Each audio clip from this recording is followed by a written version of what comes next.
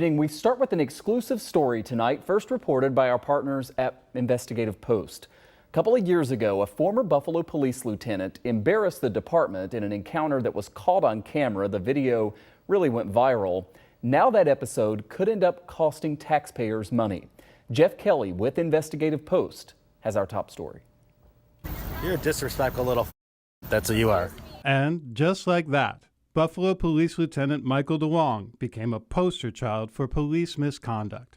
Now, 2 years later, the subject of DeLong's profane tirade is suing DeLong, the city, and the police department. In court papers filed on Friday, Rawida Salim says DeLong harassed her physically and verbally when she objected to the way cops were handling a man in a mental health crisis. I don't think it's appropriate to talk to a civilian that you're supposed to protect in that way. The encounter, which Salim recorded on her cell phone, caused emotional stress and violated her constitutional rights, according to the lawsuit. It also helped end DeLong's career. The lieutenant retired last March after 21 years on the force, at least 36 internal affairs investigations into his conduct, 5 suspensions, and 6 disciplinary conferences. DeLong was facing discipline again, maybe even firing for his behavior with Salim, but opted instead to retire. Doing so protected his state pension, which paid him more than $65,000 in his first year as a civilian, plus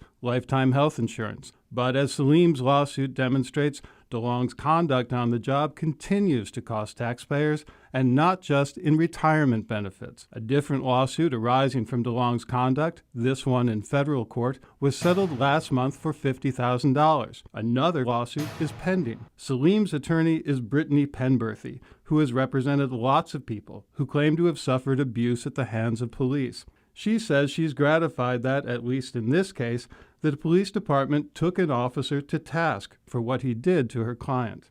Penberthy said in a statement, "I respect the department, at least in this incident, publicly recognizing and appropriately disciplining officers that breach constitutional rights and local standards. This is a welcome change, but a little too late to avoid the unfortunate interaction encountered by Ms. Salim. We welcome expeditious conclusion of the civil matter, knowing the city has previously expressed dissatisfaction over the incident." A spokesman for the police department declined to comment, citing ongoing litigation.